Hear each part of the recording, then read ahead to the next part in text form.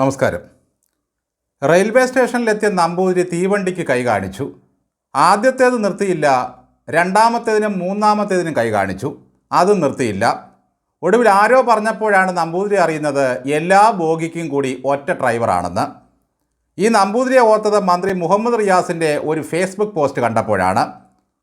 അച്ഛനും കുടുംബവും കൂടി വിഴിഞ്ഞം പരിശോധിക്കാൻ പോയിട്ടും പാവത്തെ കൊണ്ടുപോയില്ലായിരുന്നു. കേന്ദ്ര കമ്മിറ്റിയിലും കയറിയില്ല.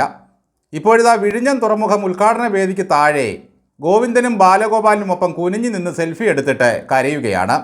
ഞങ്ങൾ പുറത്ത്, രാജീവ് ചന്ദ്രശേഖർ വേദിയിൽ. മുഖ്യമന്ത്രിയുടെ മരുമകനായിട്ടും ഞാൻ പുറത്തുനിന്ന് എളിമ കാട്ടുകയാണ് എന്ന അർത്ഥത്തിലാണോ ഈ പോസ്റ്റ്? പുറത്ത് കയറാൻ ഒരു മാർഗവുമില്ലാതെ പാവം പുറത്ത് നിൽക്കുകയാണ്. ഉദ്ഘാടനം കഴിഞ്ഞ ശേഷം എല്ലാവരും പോയിട്ട് വേദിയിൽ കയറി ഒരു പോട്ടം പിടിക്കണം.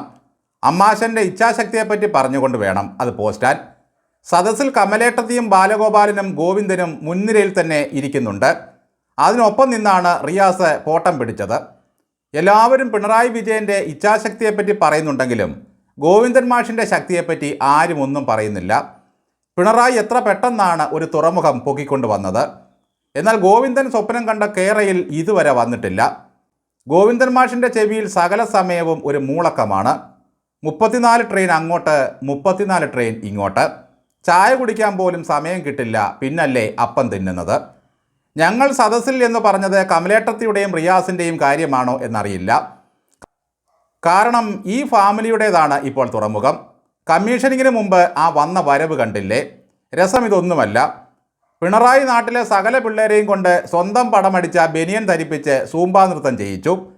എന്നാൽ അതിലും മിടുക്കനാണ് അദാനി. മോദിയുടെ സ്വന്തക്കാരനായ അദ്വാനിയെ ഫ്രാഡ്, ബൂർഷ എന്നൊക്കെ വിളിച്ചവരാണ് CPM-കാരും പിണറായിയും. 6000 കോടിയുടെ കൊള്ളയാണ് അന്ന് ആരോപിച്ചത്. ഇപ്പോഴത്തെ അദാനിയുടെ പേരടിച്ച ജാക്കറ്റും അണിഞ്ഞ് പിണറായി കുടുംബം പുലിമുട്ടിൽ ചെന്ന് നിന്ന് കാറ്റുകൊള്ളുന്നു. ലോകൈക ബൂർഷയായ അദാനിയുടെ പേരടിച്ച് ജാക്കറ്റുമായി ഒരു കമ്മ്യൂണിസ്റ്റ് കുടുംബം. മരുമകൻ കൂടി ജാക്കറ്റിട്ട് ഒരു കുടുംബപ്പോട്ടം പിടിക്കേണ്ടതായിരുന്നു. പ്രധാനമന്ത്രിക്കൊപ്പം രാജീവ് ചന്ദ്രശേഖർ ഇരിക്കുന്നതിൻ്റെ ദുഃഖമാണിപ്പോൾ റിയാസിന്. എല്ലാം ഉണ്ടാക്കിയ ഞങ്ങൾ പുറത്ത് എന്നാണ് ആ സന്ദേശത്തിൻ്റെ ഉള്ളടക്കം. ഞാൻ എൻ്റെ കുടുംബത്തെ കൊണ്ടുപോയത് അവരെൻ്റെ കുടുംബമായതുകൊണ്ട് എന്നായിരുന്നു പിണറായി പറഞ്ഞത്. മരുമകനാണെന്നും പറഞ്ഞ് മുഖ്യനെന്താ റിയാസിനെ വേദിയിൽ കയറ്റിയിരുത്താത്തത്? ഇവിടെയാണ് ചില ബന്ധങ്ങൾ ചിലപ്പോൾ ദൃഢമാകുന്നതും ചിലത് പാഴാകുന്നതും. മുഖ്യമന്ത്രിക്ക് കുടുംബത്തെയും കൂട്ടി വേണ്ടാത്തടത്ത് കയറി മീറ്റിംഗ് കൂടാമെങ്കിൽ രാജ്യം ഭരിക്കുന്ന മുഖ്യമന്ത്രിക്കറിയാം ആരെ പിടിച്ച് അരികിൽ ഇരുത്തണമെന്ന്. അവിടെ ഗോവിന്ദനും ഗോപാലനും ഒന്നും പ്രവേശനമില്ല. സുരേഷ് ഗോപിയും പ്രധാനമന്ത്രിക്കൊപ്പം ഉണ്ടായിരുന്നു. റിയാസ് തൽക്കാലം പുറത്തെ പന്തലിൽ വെയിറ്റ് ചെയ്യുക. നാട്ടുകാർക്കെല്ലാം അറിയാം മുഖ്യൻ്റെ മകളുടെ ഭർത്താവാണ് റിയാസ് എന്ന്. അതിന് വേദിയിൽ കയറി ഇരിക്കണമെന്നില്ല. പന്തലിൻ്റെ ഒരു തൂണിൽ പിടിച്ചു നിൽക്കുന്നതാണ് നല്ലത്. ചിലപ്പോൾ കാറ്റെടുത്ത് എയറിലേക്ക് കൊണ്ടുപോകാൻ സാധ്യതയുണ്ട്. നന്ദി.